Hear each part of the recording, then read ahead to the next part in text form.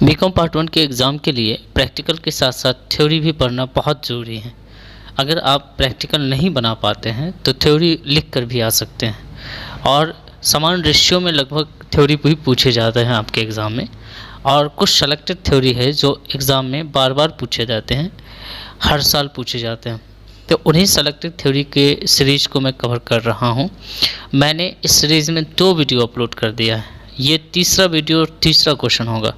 ये सारे question 20 marks के आपके एग्ज़ाम में पूछे जाते हैं अभी तक। तो ये 20 मार्क्स अगर आपको चाहिए तो इस वीडियो को अंत तक देखते रहिएगा। थ्योरी अगर आप एक बार पढ़ लेते हैं हमसे और आप जब इसको एक आध बार रिवीजन कर लेंगे तो स्वाभाविक तौर पे ये आपके जहन में रहेगा और आप इसे लिखकर आ सकते हैं। तो हेलो बच्चों, चैनल पे स्वागत है आपका। इस चैनल पर कॉमर्स से रिलेटेड बहुत सारे वीडियो अपलोडेड हैं और अपलोड होते रहेंगे। तो आप चैनल पे बने रहें और अब हमारे चैनल के प्लेलिस्ट को चेक करें। हो सकता है आपके हिसाब से बहुत सारे वीडियो आप इस चैनल पर मौजूद हैं, आप उसे देखिए और फ्री में लाभ उठाइए। तो चलिए आज की क्लास को शुरू करते हैं। शुरू करने से पहले आपसे गुजारिश ये है, वीडियो को लाइक कर दें और चैनल पर अगर आप नए हैं तो चैनल को सब्सक्राइब करें, बेल आइकन प्रेस करें। और अगर कोई बात है जो आपके जहन में आ रही है तो वो आप कमेंट्स करके बता सकते हैं। चलिए तो फिर क्वेश्चन देखते हैं। क्वेश्चन क्या कहता है, क्वेश्चन पढ़िएगा। क्वेश्चन कहता है किराया क्रय पद्धति से आप क्या समझते हैं और इसकी विशेषता लिखें। तो इस क्वेश्चन में हम लोग किराया क्रय पद्धति के बारे में समझेंगे और उसकी विशेषता भी बताएंगे।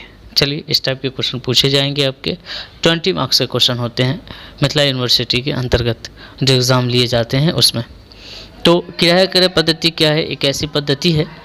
अच्छा एक बात मुझे बताओ, किराए का तो नाम आपने सुना होगा। आपने जनरली रेंट का नाम सुना होगा जब आप मकान किसी के यहाँ रहते हो, उस स्थिति में आपने रेंट का नाम सुना होगा। यहाँ रेंट का मतलब कुछ दूसरा है। रेंट का मतलब दूसरा का मतलब ये है कि आपका वो वस्तु जो है वो आपका हो जाएगा। अगर कोई वस्तु आप रेंट पर लेते हैं और आपने कुछ पैसे उसको चुका रखे हैं और धीरे धीरे करके सारे पैसे चुका देते हैं तो वो वस्तु आपकी हो जाएगी, ऐसा मतलब समझना है। ठीक है, सपोज कर लीजिए आपको एक बाइक खरीदनी है जिसकी कीमत जो है 1 लाख रुपये है और 1 लाख की बाइक में आपके पास मात्र 20,000 है। 20,000 देकर आप डाउन पेमेंट देकर आप 80,000 उधार करके माल ले आते हैं। बाइक ले आइए और उसको इस्तेमाल करिए, यूज करिए। लेकिन जब तक आप 80,000 रुपया जो ड्यूज है आपके ऊपर वो चुका नहीं देते हैं तब तक आपका जो है बाइक है वो आपके नाम से नहीं है। ठीक है, आप उसके मालिक नहीं हैं। जब आप उसको चुका देंगे पूरा का पूरा पैसा तो फिर आप मालिक हो जाएंगे उस वस्तु के, है ना। अगर आप नहीं चुका पाते हैं तो कंपनी वाला क्या करेगा, वो आपका बाइक उठा कर ले जाएगा।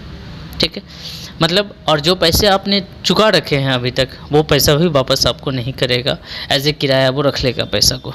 ठीक है, कहेगा भाई जैसे आप मकान में रहते हो, किराया देते हो या जब खाली करते हो फिर वो पैसे वापस नहीं होते हैं, वो पैसे मालिक के हो गए तो हो गए। ठीक है, उसी तरीके से यहाँ पर जो बाइक आपने लिया है और जो पैसे आपने चुका रखे हैं, अगर आप पूरा पैसा नहीं चुका पाते हो तो आपका जो बाइक वो वापस कर लेगा और जो पैसे आपने दे रखे हैं वो पैसा भी वापस नहीं करेगा, है ना। 2 तरह से लॉस आपको हो जाएगा, समझ रहे।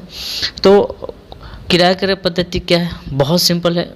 लेन देन जो करते हैं हम लोग, जो किस्त भुगतान पद्धति आप समझते हैं उसी टाइप का है ये। ठीक है, उसी तरीके का ही है। किस्त भुगतान पद्धति में क्या है, जब इंस्टॉलमेंट में कोई सामान लेते हैं तो वहाँ पर यह है कि आपको पैसा के लिए वो दावा करेगा, जो आपके ऊपर ड्यूज है वो सामान वापस नहीं ले जाएगा। लेकिन जनरली किराया क्रय पद्धति में क्या है, वो पैसा का दावा नहीं करेगा। ठीक है, वो आपका सामान वापस करके ले जाएगा अगर आप पैसा नहीं चुकाएंगे तो। ठीक है, समझिए। तो लेन देन का एक तरीका हो गया कि भाई आपके पास पैसे पूरे नहीं है तो कुछ पैसा दो, सामान ले जाओ, लेकिन धीरे धीरे करके सारे पैसे हमको ले जाना। ठीक है, विक्रेता ऐसा कहेगा। लेकिन जब नहीं दोगे तो हम ये सामान वापस ले आएंगे आपके यहाँ से उठा के। ठीक है, और जो पैसा अभी तक दे रखे हो वो भी वापस नहीं करेंगे, सामान भी जाएगा और जो पैसा पेमेंट कर रखे हो वो भी जाएगा। ठीक है, ऐसा है। तो किराया क्रय पद्धति से आप क्या समझते हैं, इसकी विशेषता समझते हैं। किराया क्रय पद्धति पढ़िएगा, मेरे साथ साथ आप पढ़िए, रीडिंग करिए। किराया क्रय पद्धति एक ऐसी पद्धति है जिसमें एक समझौता या अनुबंध के आधार पर क्रेता माल का मूल्य नकद में न चुकाकर किस्तों में भुगतान करता है। ठीक है, बात समझ रहे हैं। जो वस्तु आप खरीदते हैं उसको जो है नकद न चुकाकर आप उससे क्या करते हैं, धीरे धीरे करके किस्तों में चुकाते हैं, इंस्टॉलमेंट में चुकाते हैं। ठीक है, चुकाने का वादा करता है। इस पद्धति में माल को क्रेता को सौंप दिया जाता है। ठीक है। माल जो है वो क्रेता को दे दिया जाता है। आपने एग्रीमेंट करवाया, माल ले जाइए, सामान ले जाइए, वस्तु ले जाइए, ठीक है, यूज करिए, है ना। लेकिन जो पैसा ड्यूज है उसे भूलिएगा नहीं कि आपका वादा ये है कि अगर आप पैसा नहीं चुकाते हैं तो आपका ये सामान वापस कर लिया जाएगा, और जो पेमेंट आपने अभी तक कर रखा है वो पेमेंट भी आपको वापस नहीं किया जाएगा, वो भी रख लिया जाएगा, ठीक है, समझ रहे हैं। लेकिन माल का मालिकाना हक विक्रेता के पास ही रहता है, ठीक है। इस पद्धति में माल क्रेता को सौंप दिया जाता है और कहा जाता है ठीक है भाई आप ले जाओ, आप यूज करो, लेकिन माल का जो मालिकाना हक है वो विक्रेता के पास ही रहता है। क्रेता को माल की सुपुर्दगी के साथ ही उसको माल को प्रयोग करने का अधिकार दे दिया जाता है कि आप यूज कर सकते हैं, ठीक है। ऐसा नहीं कि आपने पूरा पैसा नहीं दिया है तो घर में उसको सजा के रखिए, जब दे दीजिएगा तभी वो सामान यूज करिएगा, ऐसा नहीं। आप ले जाइए, यूज करिए, लेकिन पैसा पूरा दे दीजिएगा हमको, ठीक है। जब तक क्रेता द्वारा अंतिम किस्त का भुगतान नहीं कर दिया जाता है तब तक क्रेता वस्तु का मालिक नहीं हो सकता है, ठीक है। आप जब तक अंतिम किस्तों का भुगतान, इस किस्त का भुगतान नहीं कर देते हैं तब तक आप वस्तु के मालिक नहीं कहलाते, ठीक है। यदि क्रेता उस वस्तु का किस्त नहीं देता है तो विक्रेता वस्तु वापस ले सकता है। और इसमें आप एक लाइन और जोड़ दीजिए कि जो आप पैसे अभी तक आपने चुकाए हैं वो किराया मानकर वो रख लेगा, आपको पैसा वापस नहीं करेगा। तो ओवरव्यू में आप समझ सकते हैं कि कभी आपके घर में भी ऐसे कंडीशन आए होंगे जब कोई चीज़ आपने इंस्टॉलमेंट पे खरीदे होंगे, उस इंस्टॉलमेंट को किराया करार पद्धति समझिए। जैसे कोई बाइक आपने लिया और बाइक का पेमेंट आपने सुना भी होगा कि उस बंदे की गाड़ी खिंच गई, मतलब ये किस्त नहीं भुगतान कर सका तो गाड़ी उठा के ले गया, तो वो किराया करार पद्धति था, ठीक है। उसने पैसे नहीं मांगे आपसे, आपने पैसे नहीं दिए, वो गाड़ी ले गया, ठीक है। वो किराया करार पद्धति ही है, कहते लोग उसको इंस्टॉलमेंट पद्धति है, लेकिन वो किराया करार पद्धति है। उसमें आपसे पैसे के लिए ज़्यादा तंग नहीं किया, उसने कहा कि हाँ भाई पैसे दे दो, नहीं देना है ठीक है मैं वस्तु ले जाता हूँ, ऐसा है। तो किराया करार पद्धति आप समझ गए, एक ऐसा अनुबंध, एक ऐसा समझौता है कि भाई क्रेता और विक्रेता के बीच में होता है कि देखो विक्रेता ये कह रहा है कि तुम सामान ले जाओ, यूज करो, थोड़ा सा पैसा जो डाउन पेमेंट करना है वो दे दो, जो हमारा मतलब जो हमारा लिमिटेशन है डाउन पेमेंट करने का वो कम से कम दे दो और ले जाओ सामान, और तुम धीरे धीरे पैसे हमको दे देना इंस्टॉलमेंट में, लेकिन थोड़ा सा इंटरेस्ट मैं चार्ज करूँगा, जहाँ ड्यूज रहता है वहाँ पर इंटरेस्ट चार्ज करना बहुत ज़रूरी, ठीक है। क्रेता भी कहता है ठीक है सर, हम सामान ले जाना, हम यूज करेंगे, इतना पैसा आप रख लीजिए और धीरे धीरे करके सारे पैसे हम आपको वापस कर देंगे, ठीक है। अब दोनों के बात में मिसमैच नहीं होना है। विक्रेता तो मिसमैच करेगा नहीं, क्रेता अगर मिसमैच कर देता है कि पूरा पैसा नहीं देंगे, नहीं दे पाएंगे, अब नहीं दे पाएंगे, तो जो सब पैसा अभी तक आपने दे रखा है वो सारे पैसे उसके हो गए, विक्रेता के हो गए, और सामान भी विक्रेता के वापस हो जाएंगे, ठीक है जी। आइए इसकी विशेषता पढ़नी है, और सारी बातें तो हमने बता ही दिया, इसकी विशेषता में जो बातें लिखी है वो पढ़ लीजिए। किराया क्रय पद्धति की विशेषताएं निम्नलिखित है। सबसे पहले समझौता या अनुबंध का होना, एग्रीमेंट होता है दोनों के बीच में। बाइक भी लेने जाइएगा ना तो बहुत सारा पेपर पे साइन करवाएगा आपसे, ठीक है, एग्रीमेंट करवाएगा, अपनी बातों से मुकर नहीं सकते हैं आप, ठीक है, ऐसा लिखा रहता है उस सब में। तो किराया क्रय पद्धति पर क्रेता और विक्रेता क्रय विक्रय के लिए क्रेता और विक्रेता के बीच जो समझौता होता है ना, उसको समझौता या अनुबंध होता है, ठीक है, लिखित तौर पे समझौता या अनुबंध होता है। और इसकी विशेषता ये है कि अनलीगल नहीं है ये। किराया क्रय पद्धति क्या है? अनलीगल नहीं, यहाँ पर लीगल काम होता है, ठीक है, यहाँ समझौता होता है, एग्रीमेंट होता है, तब जाकर कोई वस्तु किसी को कोई यूज़ करने के लिए देता है। जैसे मान लो हमारा शोरूम अगर है और हमने आपको वस्तु दे दिया, ऐसे ही दे दिया तो भाई आप मुकर गए तो क्या होगा? एग्रीमेंट करवाएंगे, पेपर पे साइन करवाएंगे कि हाँ भाई आप हमारी सारी शर्तों को कबूल करिए लिखित तौर पे, ठीक है। आगे पहला बात हो गया कि समझौता होना ज़रूरी है। दूसरा ये है कि किराया क्रय पद्धति की विशेषता यह है कि यह भुगतान किस्तों में लेता है। अगर इस पद्धति में कोई सामान खरीदिएगा तो एक बार नहीं देना पड़ेगा आपको सामान का पैसा, धीरे धीरे पैसा दीजिए, ठीक है। तो भुगतान किस्तों में होना, इस पद्धति के अंतर्गत खरीदे गए माल का भुगतान एक मुश्त में न होकर किस्तों में किया जाता है। प्रत्येक किस्त की रकम शुरू में ही समझौते के समय निश्चित कर दिया जाता है। आपको पहले ही बता दिया जाएगा कि कितना इंस्टॉलमेंट आएगा हर महीने का या एवरी ईयर का, ठीक है, सोच लीजिए अच्छे से, फिर सामान खरीदिए। भुगतान वार्षिक, छमाही, तिमाही, मासिक तौर पर हो सकता है, समझ रहे? तो पहली बात क्या थी भाई? समझौता होता है, एग्रीमेंट होता है, किराया क्रय पद्धति के लिए। बिना एग्रीमेंट का किराया क्रय पद्धति नहीं होता है। दूसरी बात यह है, सहूलियत यह है कि भुगतान किस्तों में होता है, ठीक है।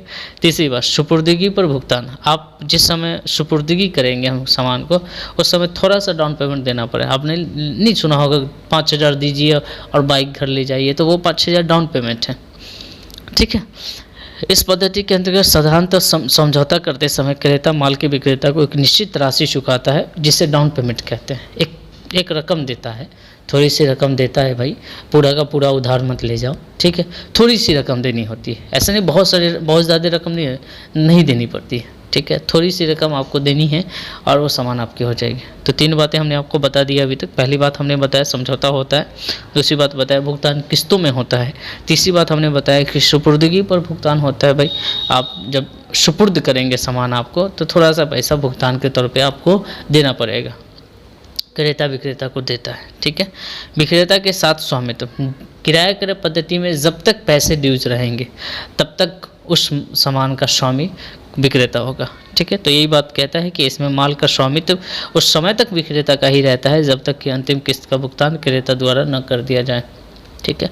जिस समय क्रेता सामान का भुगतान कर देगा, पैसे का भुगतान कर देगा, पूरा का पूरा जो ड्यूज है, फिर उस सामान का मालिक क्रेता हो जाएगा, ठीक है भाई। तो पिछला टॉपिक क्या हमने पढ़ाया, सुपुर्दगी और भुगतान। जब आप सामान सुपुर्दगी लेंगे, अगर आप क्रेता हैं और आप जाते हैं सामान लेने के लिए, आपको जब वो सुपुर्द करेगा, ठीक है, सप्लाई करेगा, तो उस समय आपसे कुछ डाउन पेमेंट रखवाएगा। ये इसकी विशेषता है। अगली विशेषता हमने आपको पढ़ाया 4 नंबर, विक्रेता के साथ स्वामित्व। सबसे बड़ी विशेषता अगर आप समझे तो इसमें यह है कि वो सामान का जो स्वामी होगा वो विक्रेता ही होगा, ठीक है। तो कब तक, जब तक आप सामान का पूरा पैसा चुका नहीं देते, ठीक है। वीडियो अच्छी लग रही हो तो लाइक ज़रूर करिएगा, ठीक है। और अपने दोस्तों तक शेयर करिए और कमेंट्स करके बताइए कि वीडियो कितनी अच्छी लग रही है आपको, है ना। और क्या सुधार करनी है, किस टॉपिक पे वीडियो बनानी है, ये भी आप बता सकते हैं, ठीक। क्रेता का माल का स्वामित्व। अच्छा, क्रेता का स्वामित्व कब होगा, ये भी बात है, ये भी विशेषता की बात है। तो जब माल खरीदने वाले का अंतिम किस्त का भुगतान वो कर देता है, माल खरीदने वाला या खरीदने वाला कर दीजिएगा, जब माल खरीदने वाला अंतिम किस्त का भुगतान कर देता है तभी माल का वो स्वामी बन जाता है, ठीक है। तब वो माल का मालिक बन जाता है। वो माल जो करे, जो वस्तु का जो इस्तेमाल जिस तरह से वो बेच दे, इधर उधर जो कर दे, हैं, लेकिन जब तक वो पूरा पैसा नहीं दे देता है तब तक वो मालिक नहीं होता है। तो एक बात तो हमने देखा कि विक्रेता कब तक मालिक रहेगा, विक्रेता तब तक मालिक रहेगा जब तक उस वस्तु का अंतिम किस्त भुगतान नहीं हो जाता है। और क्रेता कब मालिक बनेगा, तो जब अंतिम किस्त वो भुगतान कर देगा, उसके बाद लाइफ टाइम उस सामान का मालिक वो रहेगा, ठीक है। मरम्मत कराने का अब सवाल ये उठता है कि अगर ऐसा केस है कि सामान कोई और यूज़ कर रहा है, मालिक कोई और है, तो अगर टूट फूट हो जाएगा तो क्या होगा, तो दिया जाता है मरम्मत कराने का जो जिम्मेदारी है। थोड़ी बहुत अगर सावधानी आपने बरती है, लेकिन उसके बावजूद भी थोड़ी सी कुछ ना कुछ उसमें खराबी आ गई है, तो मरम्मत कराने का जो दायित्व है वो विक्रेता का रहता है, ठीक है। बाइक जब लीजिएगा ना, तो कुछ सर्विसिंग का जो समय रहता है, कुछ समय तक आपको फ्री दिया जाता है, ठीक है ना। जनरली उतने समय तक फ्री देना चाहिए जहाँ तक वो सामान किस्त का पैसा उसको देना है। तो मरम्मत कराने का जो दायित्व है, जो जिम्मेदारी है, वो विक्रेता का।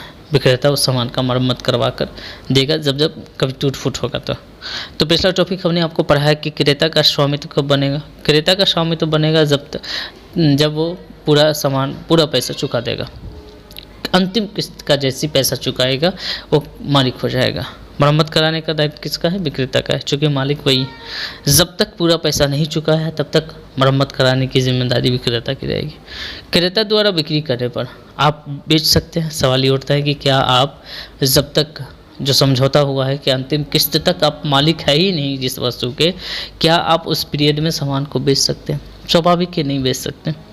अगर कोई भी क्रेता अंतिम किस्त के भुगतान से पहले किसी समय माल को बेचता है, तब तक दूसरे क्रेता को इस माल का पर अधिकार प्राप्त नहीं हो सकता है। आप खुद मालिक नहीं हैं, आप दूसरे को मालिकाना हक कैसे ट्रांसफ़र कर सकते हैं? समझ रहे हैं आगे। माल के प्रयोग करने का अधिकार। इस प्रणाली के अंतर्गत क्रेता को माल के प्रयोग करने का अधिकार उसी वक्त मिल जाता है जब वह खरीदता है या समझौता करता है। माल तो आप यूज करोगे ही, कोई दिक्कत नहीं है उसमें, ठीक है। मरम्मत भी वो करवा देगा विक्रेता, बस उसका पैसा आप चुका दीजिए समय से। नहीं चुकाइएगा तो जो पैसे आपने दिए हैं वो भी गए और जो सामान आपके पास है वो भी चले जाएंगे। गारंटी देने वाले राशि का वसूल किया जाना। अगर इस तरह के समझौते में कोई गारंटी देने वाला है, जनरली नहीं देता है लोग इसी डर से, और किस्तों का भुगतान समय पर नहीं हुआ और वसूल करने की सभी कार्रवाई असफल हो चुकी है, तब विक्रेता इस रकम को गारंटी देने वाले से वसूल करता है, ठीक है। बच कर रहिएगा। आगे सुपुर्दगी पर भुगतान। किराया क्रय पद्धति के अंतर्गत साधारणतः समझौते करते समय या माल की सुपुर्दगी के समय क्रेता माल के विक्रेता को एक निश्चित तरह की राशि चुकाता है, जिसे डाउन पेमेंट कहते हैं। सुपुर्दगी के समय भुगतान करना पड़ता है। यही चीज़ ऊपर भी हमने लिख दिया, समझौते पर भुगतान, अनुबंध का होना, ठीक है, भुगतान किस्तों में होना, सुपुर्दगी पर भुगतान, ये टॉपिक डबल रिपीट हो गई। खैर, आप इसमें अपने सेंटेंस भी जोड़ सकते हैं अपने हिसाब से, इसमें कुछ और भी जो है सो इसको बढ़ा चढ़ा कर लिख सकते हैं, हर टॉपिक पर लिख सकते हैं।